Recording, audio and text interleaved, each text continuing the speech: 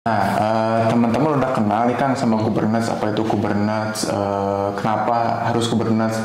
Kalau dari sisi developer, apa sih Kang yang harus dilakuin kalau menggunakan Kubernetes ini? Hanya pada kontainer, pada apa itu.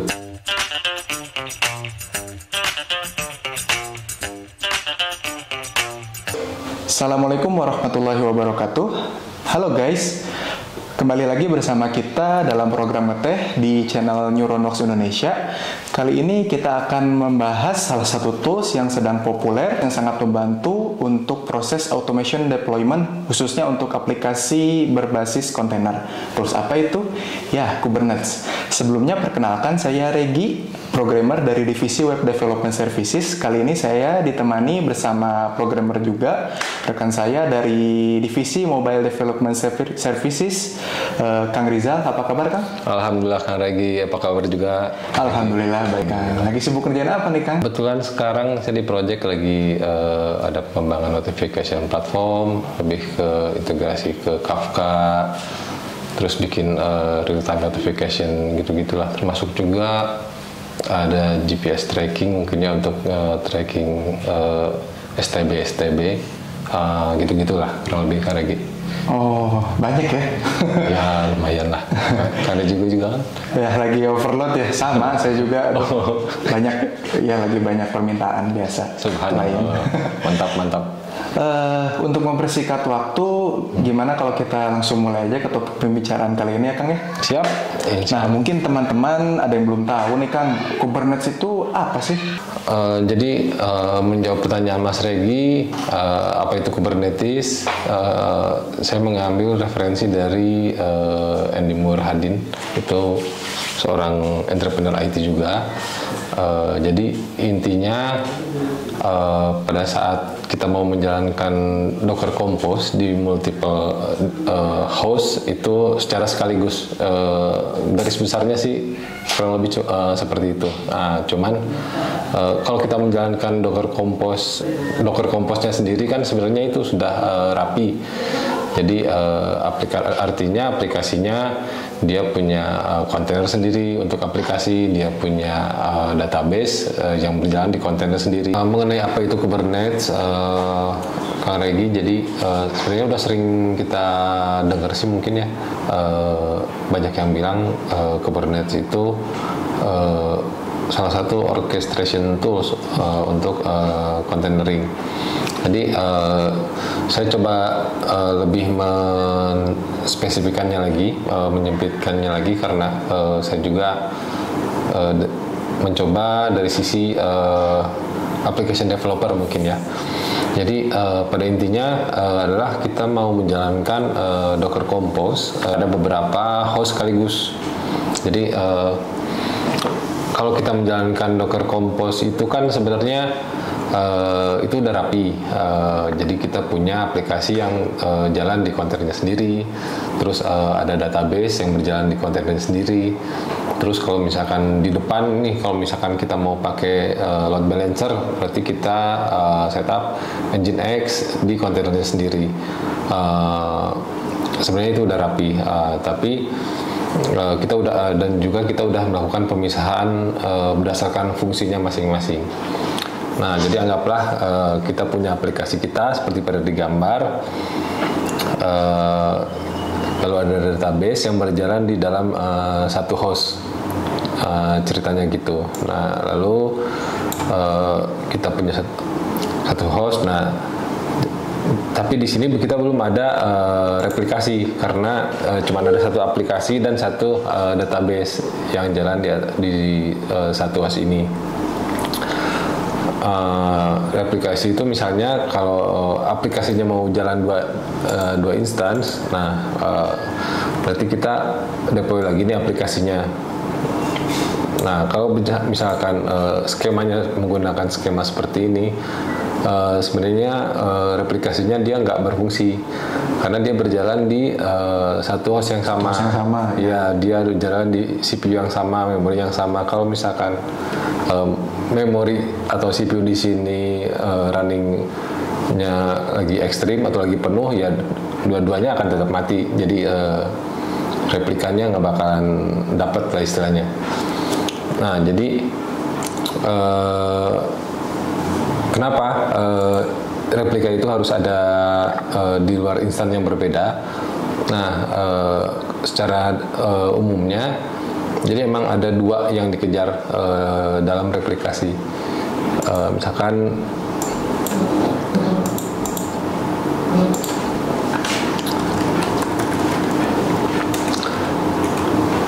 replikation. Cara kisah gimana ya Mas Regi ya? Coba itu samain dulu. Mantap. Terima kasih Pak Regi, Kang Regi.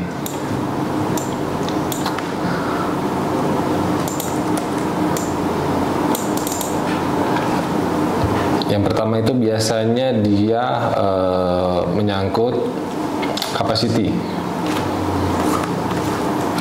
Jadi misalkan dengan satu instance yang berjalan dia mampu misalkan menghandle untuk 1000 concurrent user. Nah, diharapkan ketika melakukan replication ini dia bisa menangani menjadi misalkan 2000 concurrent user, atau misalkan dari 5000 transaction per second-nya dengan satu instance. Ketika direplika menjadi 2 instance, harapannya bisa menjadi 10.000 transaction per second. Tujuannya itu satu. Terus yang kedua itu ada high availability, atau biasanya disebutnya HA secara gampangnya lah, itu high availability.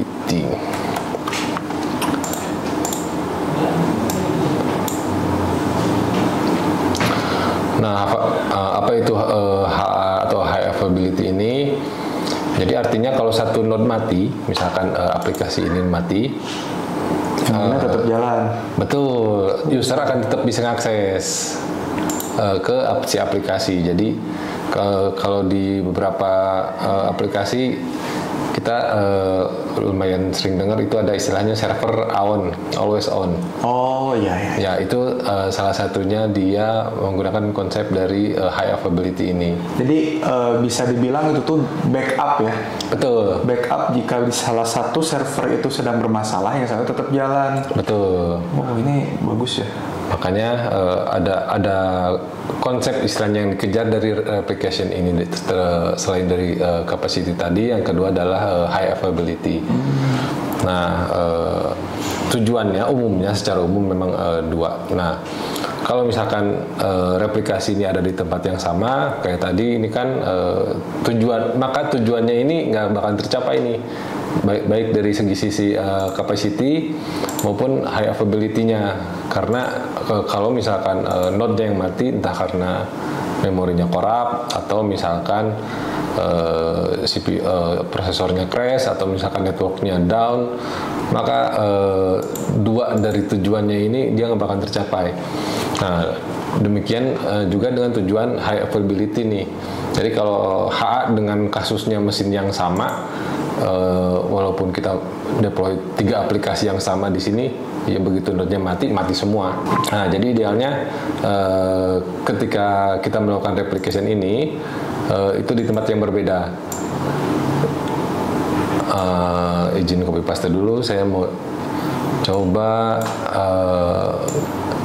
gambarkan. Jadi idealnya kalau replikasi itu kita melakukannya di tempat yang berbeda. Jadi kalau misalkan kita punya host yang lain, lalu kita pasang aplikasinya di sini seperti yang atas.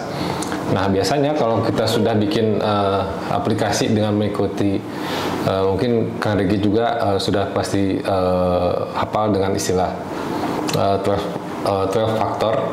Ya. Itu artinya maka aplikasi ini dia tidak menerima data, artinya stateless. Si aplikasinya sudah stateless, dia tidak simpan data sama sekali, maka kita bisa bikin konfigurasinya ini aktif-aktif di sisi aplikasinya. Aplikasinya ini aktif-aktif. Nah, bagaimana dengan DB? Nah, database ini kan dia nyimpan data. Artinya kalau misalkan aktif ini dalam artinya dia menerima transaksi. Kalau user ketika mengakses aplikasi, aplikasinya nyimpen ke database. Nah, ketika hari berikutnya, si user ini dia mengakses aplikasi, hanya saja instannya berbeda.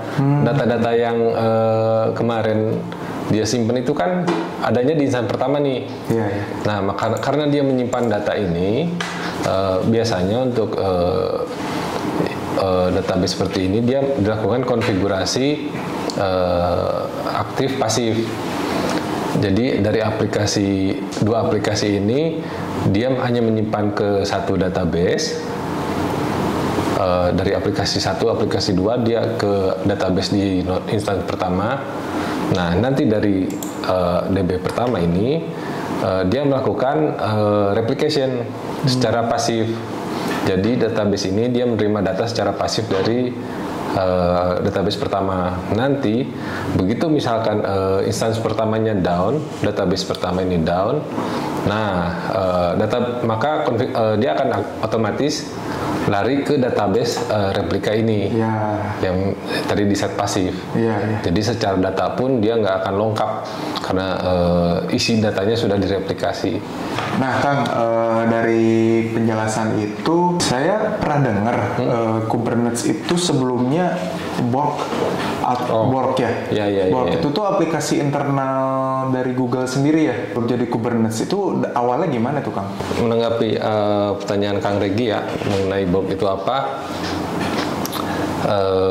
Jadi Borg ini kalau nggak salah mereka aplikasinya Google yang dibuat oleh internalnya mereka untuk nge-manage clusteringnya mereka lah istilahnya. Kalau Kang Regi suka nonton film Star Trek, nah di situ ada karakter Borg tuh.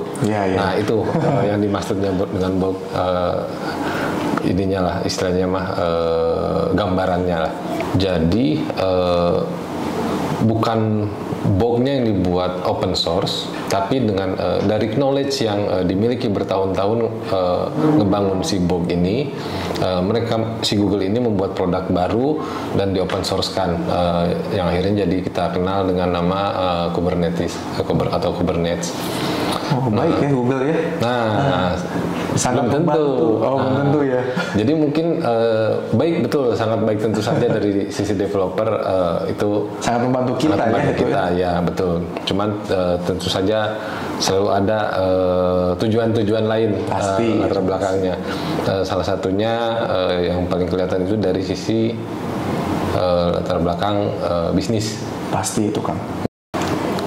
Karena open source-nya ini akhirnya Kubernetes ini banyak yang ngedukung nih. Bahkan si Red Hat sendiri yang dia bikin OpenShift, dia sampai ngebelokin produknya ke Kubernetes juga. Buat ikutan ya. Iya. Ikut kontribusi ngebangun Kubernetes ini ya. Betul. Jadi kalau latar belakang bisnisnya nyambung yang barusan, sebenarnya itu dulu untuk menyaingi Amazon dulu. Amazon punya ya? Nah, jadi dulu itu salah satu leader di dunia cloud provider itu Amazon sebelum kita kenal yang namanya Kubernetes ini. Jadi salah satu fitur unggulan Amazon ini adalah auto scaling.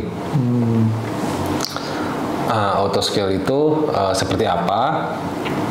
Jadi misalkan kalau boleh saya gambarkan, ini saya kecilin dulu ya.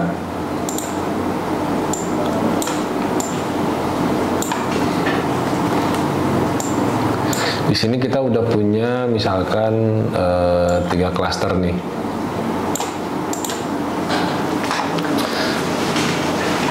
Kemudian ada 3 node, lalu 3 node atau 3 mesin. Terus di node pertama kita udah install aplikasi dan database, begitu juga dengan node kedua dan juga node ketiga. Nah, yang namanya auto scale kita bisa masang yang namanya monitoring. Jadi monitoring itu ya kita misalkan pasang threshold, memasang batasan atau threshold itu saya misalkan Di sini ada yang namanya auto scale, itu kita bisa masang tadi yang namanya threshold. Nah, yang namanya threshold itu biasanya dia ngejar ke resource. Jadi resource itu misalkan kita kalau kasih rule di resource-nya, kalau misalkan CPU-nya lebih kecil dari 80%, penggunaan CPU-nya lebih besar dari 80%,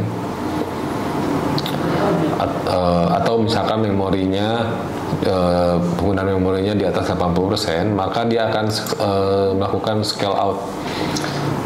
Jadi scale out itu dia di node yang baru akan membentuk aplikasi. Jadi kondisional ya? Betul. Berarti ini sangat cocok ya Kang ya buat case-case aplikasi kayak marketplace gitu kan ya. Kan biasanya kan kita suka ada di hari-hari kembar misalkan kayak 9 gitu kan, itu Betul. pasti banyak promo tuh ya. Betul. Pasti traffic dari pelanggan itu banyak ya untuk pakai aplikasi itu. Jadi ketika traffic diserang oleh pelanggan traffic yang banyak itu, langsung auto scale ya. Betul, dia akan melakukan auto scale dan menjalankan proses scale out. Jadi ada yang namanya scale up. Scale up itu dia menaikkan resources. Ada scale out. Nah, yang dilakukan di sini adalah scale out. Dia membuat aplikasi di instansi yang baru untuk bisa menambah tadi kapasitas dari concurrent user. Ya. Betul. Jadi nggak akan ada masalah, wah server down karena penuh ya Kang ya. Betul. Tujuan yang dihindari adalah yang barusan Kang Rigi sebut itu betul sekali, itu adalah dari high availability. Betul. Mantap Kang Rigi. Bagus ini ya. Nah, tapi kan auto scale ini dia tidak berjalan satu arah nih. Jadi begitu resource-nya kita misalkan ini kan untuk kondisi kapan dia harus scale out. Nah, dia juga bisa kita set yang namanya scale down. Oh, jadi ketika trafficnya sudah turun lagi, Betul. dia bakal scale down gitu. Betul, dia akan kembali mengecil lagi. Oh, jadi yang auto scaling itu kan dia tidak berjalan satu arah. Jadi CPU 80% ini kita bisa bikin batas bawah misalkan di 20%. Dan kalau dia di monitoring requestnya banyak terus jadi sepi lagi, mungkin karena jam promonya udah selesai misalkan, atau yang lain, maka resource ini penggunaannya akan termonitor nih di belakang. Nah, misal pemakaian kurang dari 20%, maka aplikasi yang ini akan di-destroy sehingga tinggal mencapai titik minimal dari replikasinya. Kalau misalkan ini udah kosong lagi, nah dia akan hapus lagi nih. ya jadi tetap di aplikasi yang utamanya. Betul. Sangat efektif ya Kang ya, dari sisi energi dari sisi memori juga ya. Betul. Cost, yang pastinya cost itu pasti pada perusahaan kan pasti mengutamakan cost ya. Nah, Minim cost pasti ya. betul Kang Rigi. Jadi nyambung yang tadi. Jadi karena di zaman dulu itu hanya Amazon yang bisa melakukan itu. Karena memang cloud provider yang paling advance dulu emang cuman dia istilahnya yang punya layanan VPS-nya Elastic Cloud, terus dia punya storage-nya di S3, layanan email dan lain-lain, pokoknya lengkap deh pokoknya mah. Tapi mereka belum akhirnya banyak tuh yang mengikuti Google, terus Microsoft dia bikin Azure dulu. Tapi mereka belum ada ini yang namanya auto scaling. Nah, akhirnya Google ini dia merilis si Kubernetes ini untuk istilahnya dia menangkap peluang. Dan pertama yang dilakukan dulu setelah Kubernetes-nya ini jadi dia lakukan open source. Jadi semua bisa mengadopsi, semua pakai dulu istilahnya. Memang keren sih kalau dari sudut pandang saya pribadi apa yang dilakukan Google ini. Nah, akhirnya Malah Amazon juga yang menyediakan mengadopsi layanan Kubernetes ini. Kita kenal namanya Amazon EKS, Elastic Kubernetes Service. Kurang lebih seperti itu. Nah, teman-teman udah kenal nih Kang sama Kubernetes, apa itu Kubernetes, kenapa harus Kubernetes. Kalau dari sisi developer, apa sih Kang yang harus dilakuin kalau menggunakan Kubernetes ini? Kita sebagai application developer ya,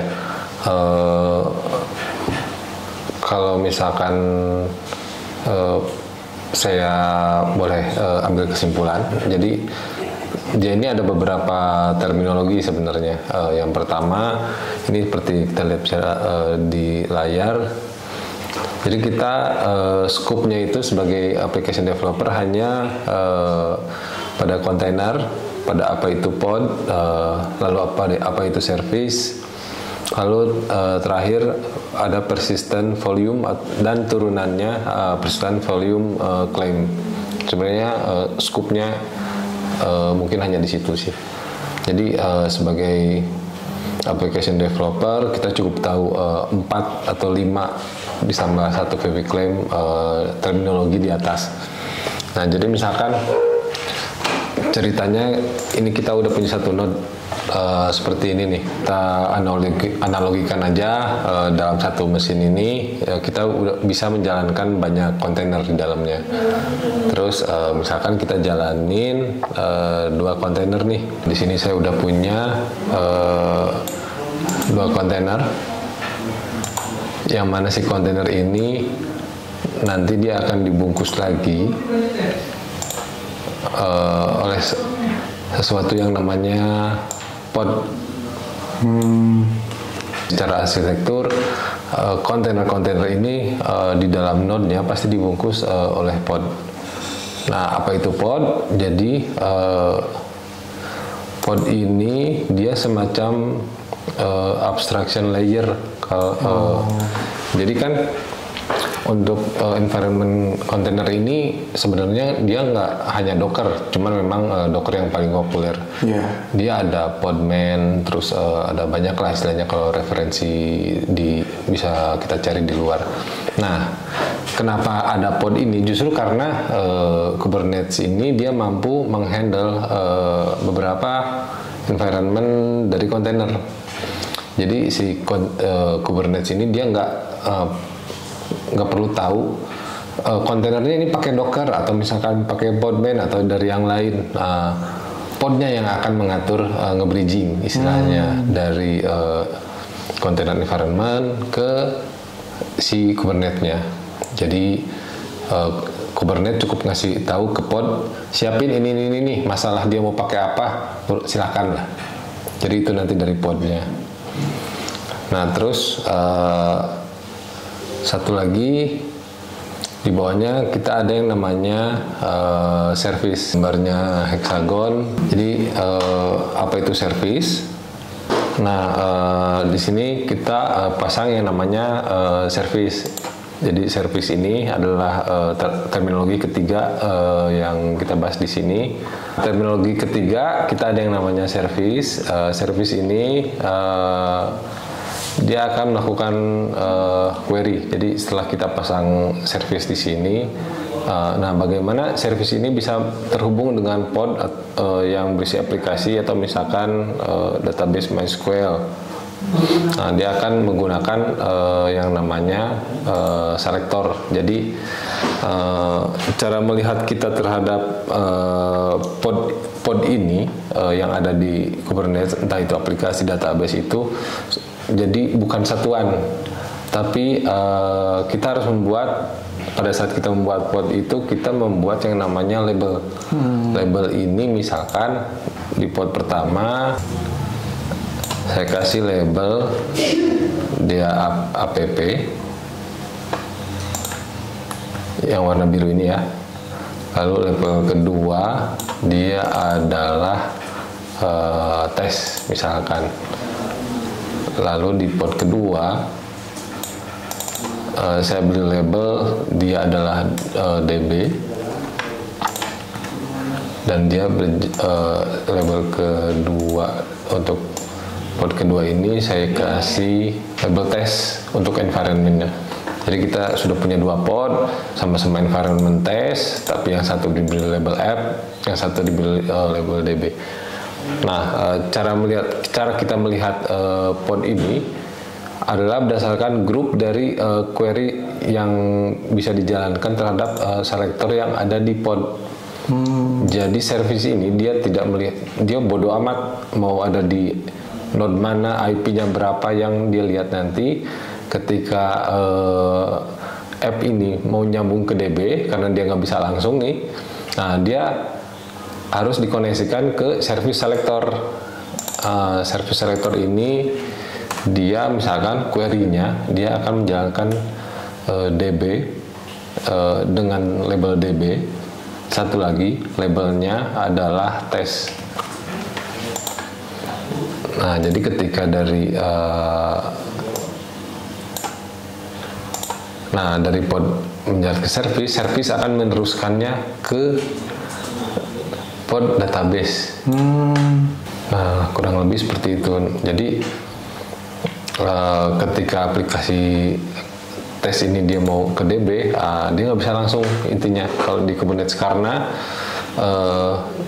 harus ada perantara ya. Betul. Perantara melalui service selector itu. Betul.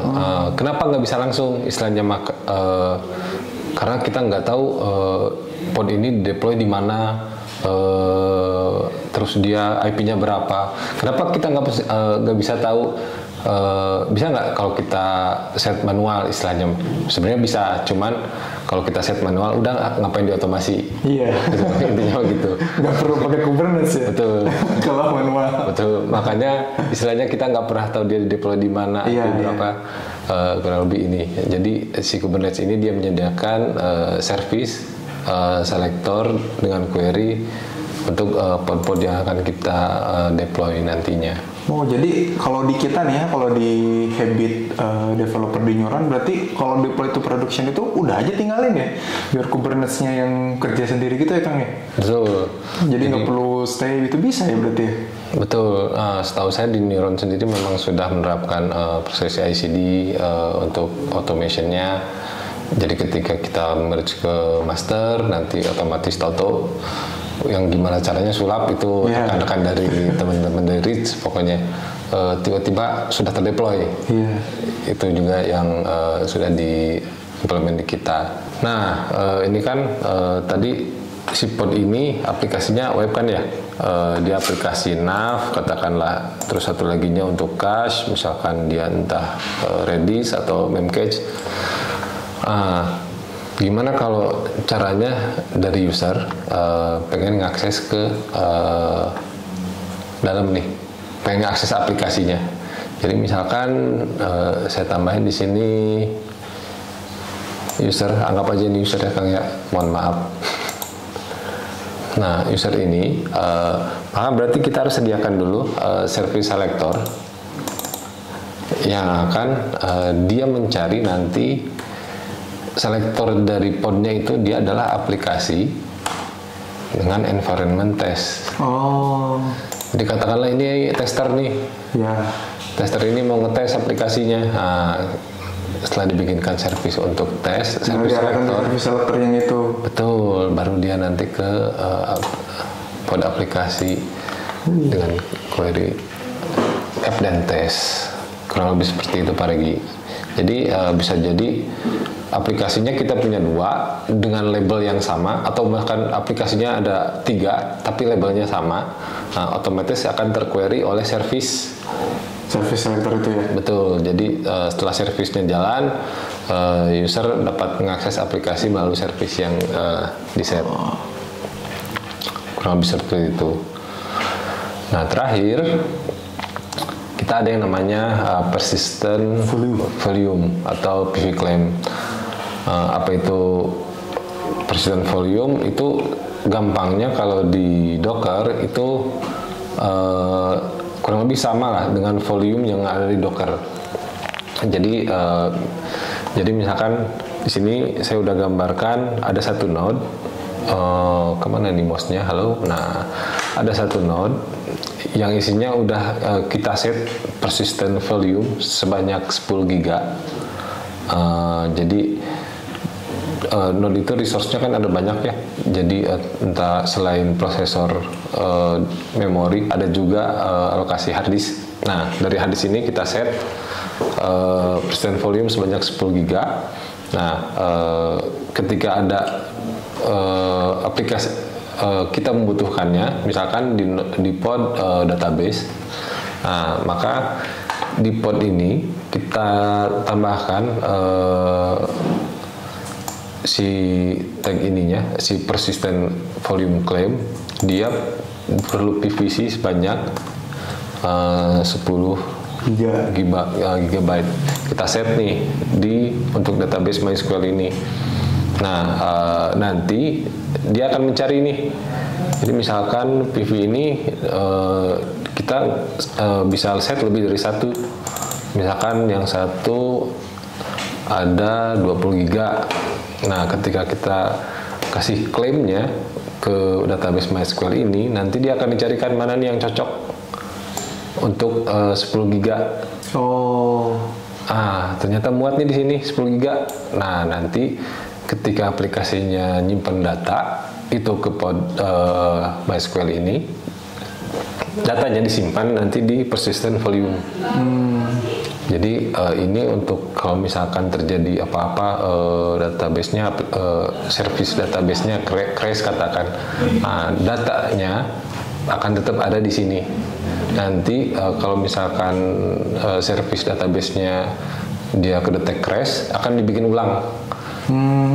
Supaya menjaga high availability tadi. Iya. Tapi datanya aman. Kalau menurut saya sih dari sudut pandang developer, mungkin scope-nya hanya segini. Jadi kurang lebih seperti itulah. Gimana Kang Regi, masih pusing? Oh iya, saya terbayang sih karena yang kalau saya cari tahu Kubernetes itu luas sekali ya Kang ya. Betul. Nah, yang kita cari di internet itu mungkin developer nemunya juga sama demikian gitu ya. Betul. Nah jadi developer itu cukup dari sisi terminologi segini saja ya Kang ya? Cukup, ya, kalau misalkan dia di sisi application developer ya, dia hanya stop membuat aplikasi. Saya pikir kurang lebih seperti inilah scope-nya istilahnya. Tinggal nanti dia memperdalam masalah yang lain, misalkan di bagaimana cara membangun misalkan microservices-nya, apa yang harus disiapkan, gitu-gitulah kurang lebih. Oke. Terus nih Kang, Kubernetes ini udah banyak yang pakai, terutama di perusahaan-perusahaan besar mungkin ya. Itu perusahaan mana aja nih Kang yang udah pakai nih? Setahu saya, waduh ditembak gini ya. Memang sudah banyak karena memang teknologi dari Kubernetes ini yang bermanfaat. Salah satu yang memakai teknologi Kubernetes ini, setahu saya, tolong diralat tapi ya, ada Bukalapak itu di tahun 2019 dia udah lebih dari 600 pod yang nyala. Terus perusahaan Gojek juga pastinya. Pasti. Pokoknya yang high traffic. High traffic. Apalagi kan di zaman sekarang katakanlah untuk mengakses informasi itu udah gampang banget. Dari handphone bisa, dari mana-mana bisa. Nah jadi kalau nggak ada kemampuan auto scale yang begitu mendadak, pasti walahan pasti. Iya. Nah terus Kang, di Neuron ini kalau kita lihat kan aplikasinya tuh banyak yang masih arsitekturnya tuh masih monolitik kan ya. Bisa nggak sih implement langsung Kubernetes gitu, langsung di implement ke aplikasi monolit itu? Karena kan setahu saya harus microservices gitu. Apakah bisa aplikasi monolit itu diimplement untuk implement Kubernetes juga? Ya, pertanyaan menarik. Jadi sebenarnya kalau pendapat dari saya, sebenarnya kalau bisa atau enggaknya itu bisa sebenarnya. Cuman memang nggak bisa 100% plek-plekan. Memang ada harus syarat yang terpenuhi. Salah satunya 12 faktor itu harus terpenuhi. Dia harus stateless seperti mungkin dulu udah pernah kita sering dengar juga kan, sering terima info bahwa aplikasi ini harus stateless, dia tidak menyimpan data entah itu foto ataupun apapun lah dalam bentuk ini. Tapi dalam bentuk monolit pun selama dia sudah bentuknya stateless, saya pikir itu udah nggak masalah sih. Bisa diimplement Kubernetes ya. Ya. Menarik nih Kang ya. Kayaknya di Neuron bisa nih harusnya ya, biar tim opsnya ini nggak kewalahan ya Kang ya. Karena kan kita sering nih, D2P itu malam-malam gitu Kang ya. Ya memang mungkin karena ini ya, perbandingan apa ya, jumlah manpower dengan kebutuhan ini memang agak belum ideal mungkin lah istilahnya. Jadi memang dengan adanya Kubernetes ini mungkin salah satu yang bisa membantu tools untuk membantu kita untuk memaintain aplikasi yang kita punya lah. Iya betul. Nah, jadi fitur utama yang paling menonjol dari Kubernetes ini bisa dikatakan itu yang pertama automation, scalability, terus cost saving ya Kang? Betul Kang Reddy. Jadi kalau boleh saya tambahkan, mohon izin. Jadi untuk automationnya sendiri kita udah nggak pakai manpower. Ya. Mungkin berkurang ya dari sisi manpowernya. Jadi monitoringnya udah dari sisi aplikasi, dari tools, terus melakukan scalability-nya juga. Kita sudah menggunakan tools, di mana itu juga mereduce penggunaan orang. Sebenarnya mungkin dari sisi kita sebagai apps developer nggak terlalu berpengaruh signifikan mungkin ya. Karena emang ini tuh lebih ke DevOps-nya Kang ya? Betul, karena ya tetap harus ngoding aja istilahnya mah. Nggak perlu ngaruh, cuman secara kalau kita mau lihat secara holistik mungkin ini bisa membuat saving cost yang lumayan tinggi dari sisi pengeluaran untuk biaya automation dan scalability ini sih. Terus yang paling menarik menurut saya nih Kang ya, yang auto scalingnya itu ya Kang ya, soalnya emang saat ini tuh traffic itu tuh naik turun ya Kang ya. Betul, ya, dari tidak tertebak juga ya. Tertentu ya nggak bisa ditebak. Karena kebayang nih Kang kalau misalkan wah ini butuh resource yang tinggi nih misalkan, tapi tiba-tiba turun lagi, terus yang tadinya udah terlanjur dinaikin, kalau nggak pakai auto scaling ini rugi dongnya. Iya, nanti datang tagihan tuh. Iya pasti. Datang tagihan atas apa yang udah kita naikin tapi nggak dipakai. Iya nggak dipakai. Tapi dengan adanya auto scaling ini, ketika traffic yang menurun lagi nih Kang ya, nanti dia menurun lagi, jadi nggak perlu digunakan lagi ya untuk penaikan server itu. Betul Kang Riki. Jadi memang sudah mendekati eksak lah untuk penggunaan biaya kos-kos operasionalnya lah. Wah, sangat menarik nih Kang ya. Memang. Nah, jadi begitu teman-teman semua penjelasan dari kita mengenai Kubernetes. Mungkin bila ada yang kurang jelas atau yang ingin ditanyakan oleh teman-teman semua, boleh langsung saja tulis di kolom komentar ya. Dari kami cukup ya Kang ya? Mantap. Ya, kita pamit undur diri. See you next time. Wassalamualaikum warahmatullahi wabarakatuh.